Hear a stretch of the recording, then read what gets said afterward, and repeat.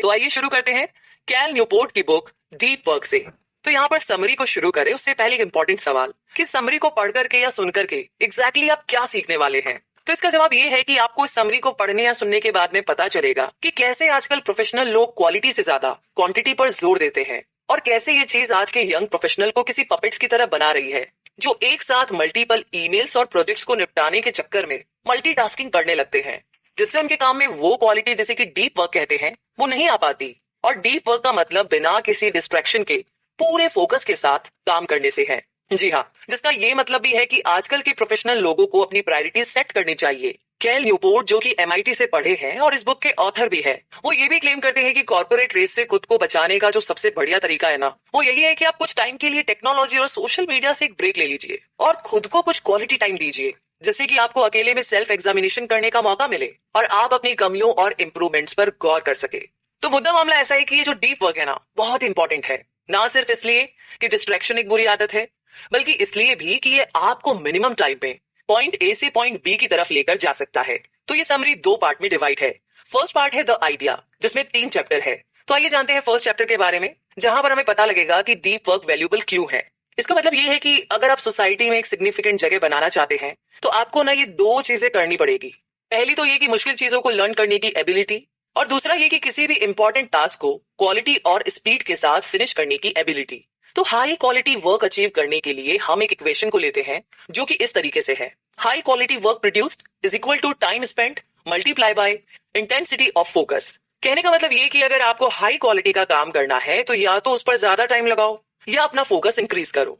Well recognised schools के topper students को already ये इक्वेशन मालूम है, जिससे कि वो अपना फोकस इंक्रीज करके कम टाइम में ही क्वालिटी वर्क प्रोड्यूस करते हैं।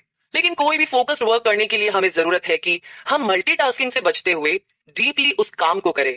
हालांकि हमारी आजकल की लाइफ में मल्टीटास्किंग करना ना एक रूटीन सा बन गया है, मतलब आदत ही हो गई है। अब सोफी लिरॉय को ले लीजिए, जो कि रिसर्चर है और वो ये साबित करती है कि अटेंशन रेजिड्यू नाम की एक चीज होती है। जी हाँ, टास्क A को फिनिश किए बिना जब आप टास्क A से टास्क B की तरफ मूव करते हैं तो होता यह है कि हमारा दिमाग उस वक्त भी टास्क A के बारे में ही सोच रहा होता है, और ये रेजिड्यू जितना इंटेंस होगा उतना ही खराब आप टास्क B पर परफॉर्म करेंगे। तो जब आप डीप वर्क की टेक्निक्स को सीखेंगे ना, जो कि समरी में दी गई है, और उन्हें अपनी लाइफ में अप्लाई करेंगे, तब कहीं जाकर के आप कम टाइम में भी हाईएस्ट क्वालिटी का वर्क प्रोड्यूस कर पाएंगे। तो आइए इसी के साथ आगे बढ़ते हैं चैप्टर 2 की तरफ, जिसमें आप जानेंगे कि डीप वर्क रेयर होता है। जी हाँ, टॉम कोहेन ने देखा कि हर रोज उनका 1.5 घंटा तो सिर्फ ईमेल्स पढ़ने और उनका रिप्लाई देने में चला जाता है। तो उन्होंने सोचा कि इसका कंपनी पर क्या असर पड़ता है और एक इंडिविजुअल का उसकी कंपनी में क्या कंट्रीब्यूशन होता है। तो उन्होंने कुछ डिटेल्स जमा की, जैसे कि सारे सेंट ईमेल्स, टाइपिंग की स्पीड, रीडिंग स्पीड और एम्प्लॉयज की सैलरी। उन्होंने एनालिटिकल सिस्टम से इसे निकाल करके देखा तो पता चला कि हर ईमेल को पढ़ना लेबर के हिसाब से 95 सेंट्स का पड़ता था। तो बहुत सारी कंपनीज जैसे कि फेसबुक वगैरह द हॉल का कॉन्सेप्ट अडॉप्ट कर रही है, जिसमें एक ओपन स्पेस ऑफिस रहता है और हर एम्प्लॉय को कोई अलग सा कैबिन दे दिया जाता है ताकि वो आपस में इंटरैक्ट कर सके और अपने आइडियाज को शेयर कर सके। लेकिन ये उन्हें डिस्ट्रैक्ट भी करता है क्योंकि ये उन्हें डीप वर्क जोन से बाहर रखता है। वैसे अक्सर लोग बिजनेस को प्रोडक्टिविटी से कंफ्यूज करते हैं। अपनी जॉब में वैल्यूएबल होने और प्रोडक्टिव बनने के बारे में कोई क्लियर नॉलेज ना होने की वजह से बहुत सारे नॉलेजेबल वर्कर्स वही गलती करते हैं जो प्रोडक्टिविटी दिखाने का इंडस्ट्रियल इंडिकेटर है, यानी एक साथ बहुत सारी चीजें करना। ऐसा बहुत सारे एम्प्लॉयज करते हैं, वो अपने सामने पड़े किसी भी काम को करने लग जाते हैं ताकि उन्हें लगे कि वो बहुत सारा काम करते हैं, और साथ ही जैसा कि आजकल ट्रेंड है जो काम इंटरनेट से रिलेटेड है वो तो प्रोडक्टिव माना ही जाएगा। तो इन्हीं सब रीजंस की वजह से डीप वर्क रेयर होता जा रहा है, जो कि एक तरीके से आपके लिए अच्छी खबर है, क्योंकि जो डीप वर्क कर सकता है वो किसी से भी कॉम्पीट कर लेगा और अपने साथ काम करने वालों को आसानी से पीछे छोड़ देगा। आगे बढ़ते हैं चैप्टर नंबर 3 की तरफ, जो कहता है डीप वर्क मीनिंगफुल है। जी हाँ, रिक फ्यूरर एक ब्लैक स्मिथ है। वो एंशिएंट और मेडिटेबल मेटल वर्किंग प्रैक्टिस में स्पेशलिस्ट है, जिन्हें वो बड़ी मेहनत से अपनी शॉप में क्रिएट करता है। अगर उसे तलवार बनानी है तो उसे ये हाथ से बनाने में पूरे 8 घंटे लगेंगे और हर बार हथौड़ी की चोट ब्लेड के एक खास पॉइंट पर ही पड़नी चाहिए। तो इस तरीके के काम में बहुत ज्यादा कंसंट्रेशन चाहिए और किसी भी तरह की डिस्ट्रैक्शन नहीं होनी चाहिए। और आपको जानकर हैरानी नहीं होनी चाहिए कि इस आदमी का कोई भी फेसबुक अकाउंट क्यों नहीं है, क्योंकि किसी भी चीज के ऊपर अपना अटेंशन फोकस करने की एबिलिटी आपकी लाइफ की क्वालिटी को बहुत बड़े लेवल पर अफेक्ट करती है और ये आपका एक्सपीरियंस लेवल भी बढ़ाती है। जैसे लॉरा अपने पेशेंट की ब्रेन एक्टिविटी जांचने के लिए MRI स्कैनर यूज करती है, तो वो जानना चाहती है कि ब्रेन का एक हिस्सा जिसे एमिगडेला कहते हैं पॉजिटिव और नेगेटिव इमेजेस पर कैसे इमोशनल रिएक्ट करता है। तो उसने देखा कि छोटे पेशेंट दोनों पिक्चर से अफेक्टेड होते हैं, जबकि बड़े पेशेंट सिर्फ पॉजिटिव इमेजेस से ही अफेक्ट हुए थे। लेकिन इससे ये बात साबित नहीं होती है कि बड़े लोग बहुत सुखी थे इसीलिए उन्हें पॉजिटिव इमेजेस ज्यादा अच्छी लगी, बल्कि इसीलिए क्योंकि उनका ब्रेन इस तरीके से रीवायर्ड हो गया था जो उन्हें नेगेटिव के बजाय पॉजिटिव चीजों को अप्रिशिएट करने की इंस्पिरेशन देता था। तो अपने अटेंशन को इस तरीके से मैनेज करके इन लोगों ने अपने लिए ये दुनिया थोड़ी सी इंप्रूव कर ली थी। और कमाल की बात तो ये है कि ये सब सिर्फ विचारों को यानी कि थॉट्स को बदल करके किया था, ना कि किसी बाहरी बदलाव से। तो ये बात भी साबित हो गई है कि छोटी छोटी चीजें जो पॉजिटिव लगती है, जैसे कि ईमेल या फिर किसी ओल्ड फ्रेंड से मिलना या ऑफिस पॉलिसीज पर बात करना, ये सब मिलकर के आपके दिमाग में एक इमेज बिल्डअप कर लेती है, जिससे लगेगा कि आपकी लाइफ कितनी स्ट्रेसफुल है, कितना टेंशन है और कितना डिप्रेशन है। और वो इसीलिए कि इन सब छोटी छोटी चीजों पर आपका डिवाइडेड अटेंशन रहता है। तो अपना टारगेट हमेशा केयरफुली चुने और फिर उस पर अपना पूरा फोकस लगा दे। इन शॉर्ट कहे तो आपको ना एक फोकस्ड लाइफ जीने की कोशिश करनी चाहिए, जो कि सबसे बेस्ट है।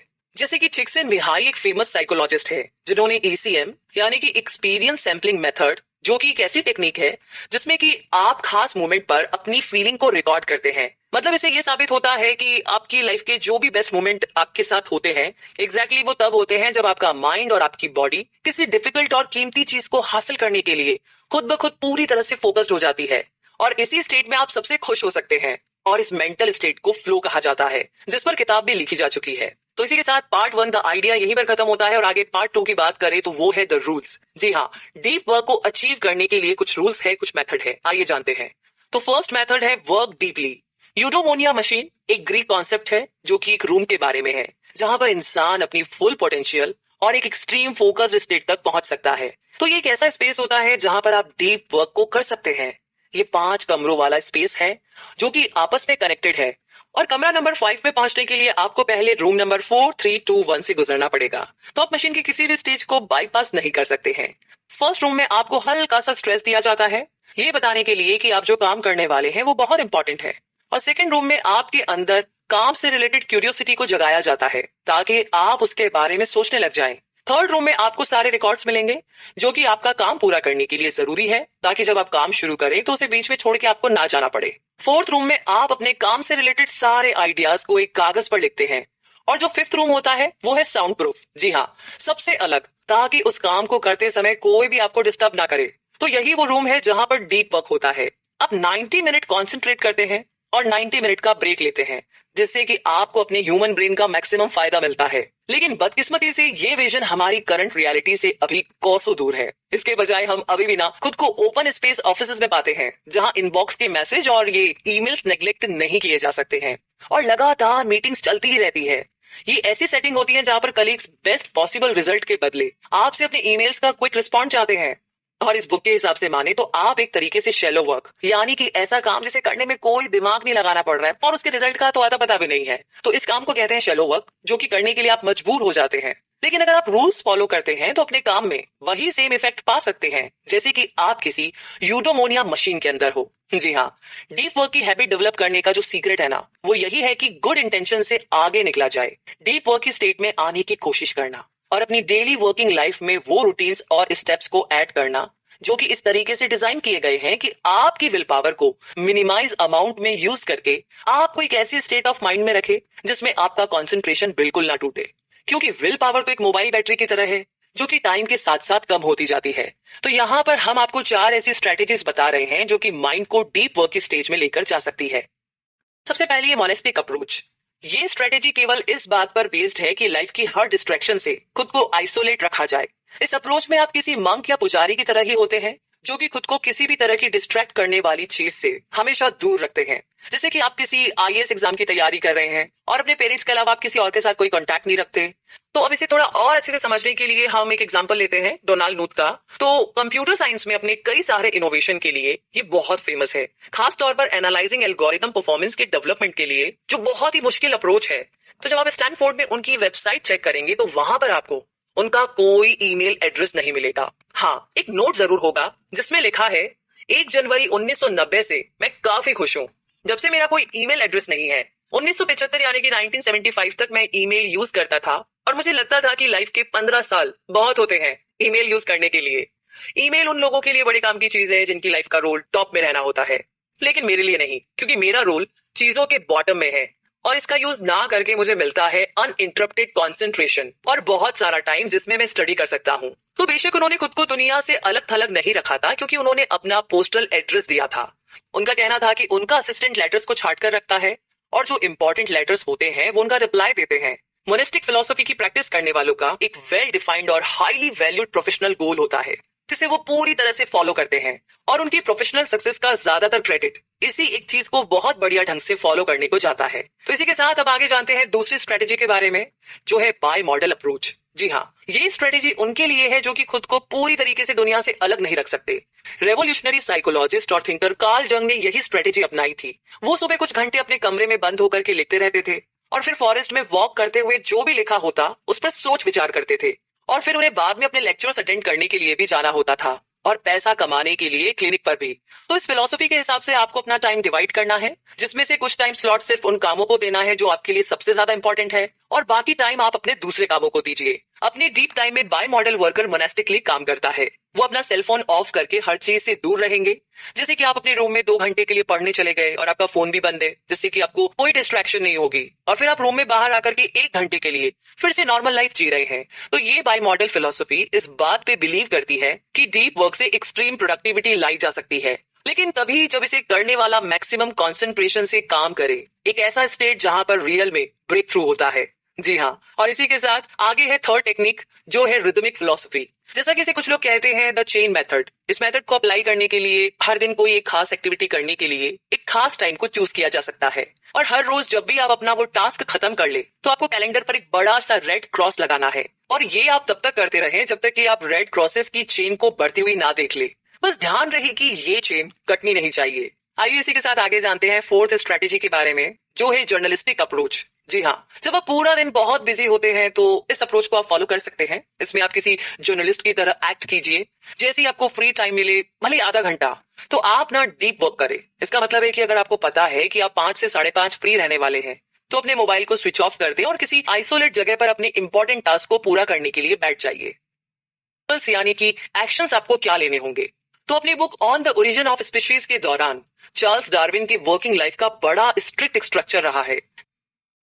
फ्रांसिस ने बाद में बताया था, चार्ल्स डार्विन सुबह 7 बजे उठ करके एक शॉर्ट वॉक लेते थे, फिर अकेले बैठ करके अपना नाश्ता करते थे, और 8 से 9:30 के बीच में वो स्टडी करने चले जाते थे। अगले 1 घंटे तक वो एक दिन पहले के लेटर्स को चेक करते थे, जिसके बाद वो 10:30 से दोपहर तक वापस स्टडी करते थे। इस सेशन के बाद में वो अपने ग्रीन हाउस से अपनी सारी प्रॉपर्टी का एक गोल चक्कर लेते हुए उन आइडियाज पर जो उन्हें चैलेंजिंग लगते थे गहराई से सोच विचार किया करते थे, जब तक कि उन्हें अपनी थिंकिंग से सेटिस्फेक्शन नहीं होती थी। तो उनकी जो वो वॉक है वो चलती रहती थी। उसके बाद ही वो अपने उस दिन के काम को फिनिश डिक्लेयर करते थे। वाह क्या बात है। तो बेशक ना हम ये नहीं कह सकते कि आप भी ना यही सब कुछ करें, डिट्टो एग्जैक्टली कॉपी पेस्ट, बिल्कुल नहीं, लेकिन कुछ चीजें आपको जरूर कंसीडर करनी चाहिए। एंड आई थिंक अभी तक सुनने के बाद में आप अंदर भी फील कर रहे होंगे कि यार ये तो मतलब ठीक है, बेस्ट है, करना ही चाहिए और कर सकते हैं, क्योंकि इसका रिजल्ट मिला है लोगों को। तो आप कहाँ काम करेंगे और कितनी देर, इसके बारे में पहले से सोच कर रखिए, क्योंकि आपको कोई एक लोकेशन तो चूज करनी ही पड़ेगी जहां पर आप डीप वर्क कर सके और एफर्ट दे सके। एक बार जब आप स्टार्ट करेंगे तो कैसे उस पर काम करेंगे, इसके बारे में भी पहले से ही सोचिए।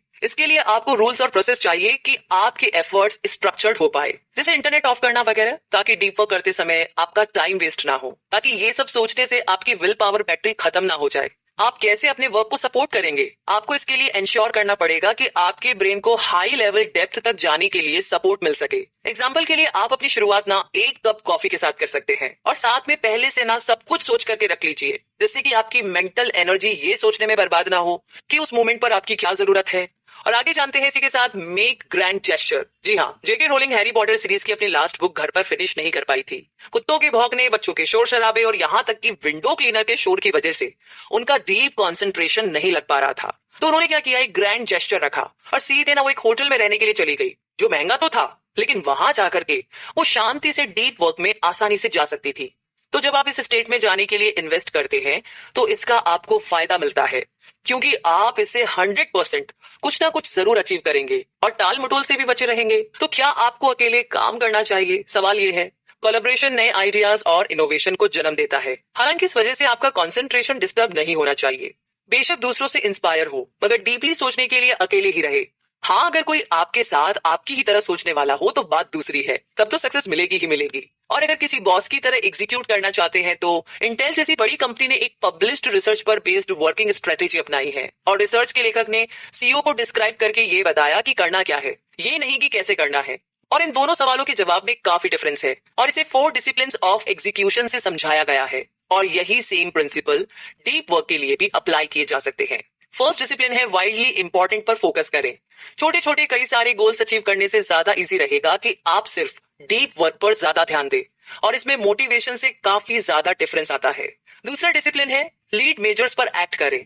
किसी भी फील्ड में इंप्रूव करने के लिए आपको एक तरह का फीडबैक चाहिए तो उसके लिए 2 तरीके हैं जिससे कि आप अपनी परफॉर्मेंस को मेजर कर सकते हैं और ये है लेग मेजर्स और लीड मेजर्स। जी हाँ, आइए इसे एग्जाम्पल से समझते हैं कि ये लेग मेजर्स और लीड मेजर्स आखिर है क्या। तो मान लीजिए आप एक स्टूडेंट है और आपका मॉक टेस्ट होने वाला है, तो टेस्ट में जो आपके मार्क्स आते हैं वो है लेग मेजर्स। और अब क्योंकि आप एग्जाम दे चुके हैं तो आप अपने मार्क्स तो चेंज नहीं कर सकते, मगर ये आपको एक इंपॉर्टेंट फीडबैक देगा और अपने मॉक टेस्ट के रिजल्ट के हिसाब से अगर आप अपने वीक सब्जेक्ट को 1 घंटा रोज देते हैं तो ये लीड मेजर्स है, क्योंकि इस टेक्निक से आपकी फ्यूचर की परफॉर्मेंस में काफी ज्यादा इंप्रूवमेंट आएगा। तो किसी एक सर्टेन एरिया में इंप्रूव करने के लिए आपको लेग मेजर्स और लीड मेजर्स दोनों की ही जरूरत है। आगे है थर्ड डिसिप्लिन जो है एक कंप्लेनिंग स्कोर बोर्ड रखे। जी हाँ, इस स्टेप के मुकाबले आपको और ज्यादा सक्सेस पाने के लिए और कॉम्पिटिटिवनेस बढ़ाने के लिए अपनी प्रोग्रेस का रिकॉर्ड रखना होगा। फोर्थ डिसिप्लिन है अकाउंटेबल बने। खुद को मोटिवेट बनाए रखने के लिए हर वीक अपना स्कोर चेक करते रहे और इसे अपनी रेगुलर हैबिट बना ले। लेकिन बात ऐसी कि कितना ही कुछ क्यों ना हो, ये जो लेजीपन होता है ना, मतलब आलस, ये जाता ही नहीं है। तो हम कहेंगे इस किताब के अकॉर्डिंग लेजी बनना भी हमारे लिए अच्छा है। जी हाँ, खुश हो जाइए। हमेशा खुद को मौके दीजिए कि आप कुछ देर के लिए सब कुछ बंद कर दीजिए ताकि काम में आप अपना बेटर आउटपुट दे सके, जिसका मतलब है रेस्ट करना, यानी कि आराम करना। और पहला रीजन ये है कि जब आप रेस्ट करते हैं तो आपकी परफॉर्मेंस भी काफी इंप्रूव होती है। जब भी आप रेस्ट मोड में होते हैं तो आपका अनकॉन्शियस माइंड कॉम्प्लेक्स और ज्यादा बड़ी इंफॉर्मेशन को बेहतर ढंग से टैकल कर पाता है, बजाय तब जब आपका कॉन्शियस माइंड एक्टिव रहता है, जिससे आपकी प्रॉब्लम सॉल्विंग और डिसीजन मेकिंग एबिलिटीज इंप्रूव होती है। और दूसरा रीजन ये है कि आपको एनर्जी रिचार्ज करने में हेल्प करती है, जिससे कि आप डीपली वर्क कर सके। और तीसरा रीजन ये कि ज्यादातर काम करते टाइम आपकी मैक्सिमम एनर्जी यूज हो जाती है, जिससे आप थक जाएंगे और फिर आप शाम को अपना डीप वर्क नहीं कर पाएंगे। तो बात ऐसी है कि आपके लिए ना रेस्ट करने का बेस्ट टाइम है। हाँ, वो बात अलग है कि अगर आपने पूरे दिन गधों की तरह शैलो वर्क किया है, यानी कि बिना दिमाग का काम किया है, तब तो आप नहीं थकेंगे। चलिए, ये सब बातें हो गई है तो आगे रूल नंबर 2 यानी कि मेथड नंबर 2 पर फोकस करते हैं, जो है बोर्डम को गले लगाए। मतलब ये कि एक जूइश आदमी था जो हर सुबह उठ करके अपनी रिलीजियस किताबें पढ़ता था। बार बार एक ही बुक को इस तरीके से पढ़ने से उसका दिमाग इस तरीके से ट्रेंड हो गया था कि वो पूरी कॉन्सेंट्रेशन के साथ हर दिन किताबें पढ़ता था। हाँ, कॉन्सेंट्रेशन इस तरीके से प्रैक्टिस करके एक्चुअली अचीव की जा सकती है। मतलब अगर आपको लगता है कि आपको जरूरत है तो आप कर सकते हैं। तो हम सबके अंदर ये एबिलिटी है, मगर हम ना इसे ट्राई करना ही नहीं चाहते हैं। चलिए, एक बार फिर से आपको पता चल गया है तो आप इसे ट्राई कर सकते हैं। वैसे हमेशा ना आपको ये भी ध्यान रखना होगा कि फोकस करते हुए बीच बीच में ब्रेक लेते रहे, ना कि ब्रेक लेते हुए फोकस करे। ये ऑब्वियस सी बात लगेगी, मगर सच भी है कि इसीलिए इजीली डिस्ट्रैक्ट हो जाते हैं। पहला पॉइंट अगर देखें तो अगर आपके काम में इंटरनेट का ज्यादा यूज होता है या आपकी बहुत सारी ईमेल्स का रिप्लाई करना पड़ता होगा तो भी ये स्ट्रेटेजी आपके काम आ सकती है। दूसरा पॉइंट ये है कि इस बात से कोई फर्क नहीं पड़ता कि आप अपने इंटरनेट इंटरवल्स को कैसे शेड्यूल करते हैं, मगर स्ट्रिक्टली आपको थोड़ा फ्री टाइम अपने लिए देना पड़ेगा जिसमें इंटरनेट का बिल्कुल यूज ना हो। और थर्ड पॉइंट ऐसा है कि अपने घर और ऑफिस में अगर आप ये फिक्स कर लेते हैं कि आप इंटरनेट का यूज सिर्फ एक पर्टिकुलर टाइम में ही करेंगे तो आपकी कंसंट्रेशन बहुत इंप्रूव हो सकती है। और आगे थर्ड रूल है सोशल मीडिया को छोड़ दे। हाय, इसे सुनकर के तो बड़ा दुख हो रहा है आपको, बट बात ऐसी है कि इस किताब के अकॉर्डिंग 12 टुंडे थ्रस्टन को उसके दोस्त वर्ल्ड का सबसे ज्यादा कनेक्टेड इंसान के नाम से बुलाते थे। उसने 25 डेज के लिए अपनी ऑनलाइन लाइफ को छोड़ने का फैसला किया और फर्स्ट वीक के बाद ही उसे इसकी आदत पड़ने लगी। उसकी लाइफ की पेस स्लो डाउन हो गई थी, मगर फिर जब 25 डेज गुजर गए तो वो फिर से ऑनलाइन रहने लगा, लेकिन इस बार पहले से भी ज्यादा। तो किसी भी चीज को एकदम छोड़ना ना पॉसिबल नहीं है और ना ही एक सोल्यूशन है।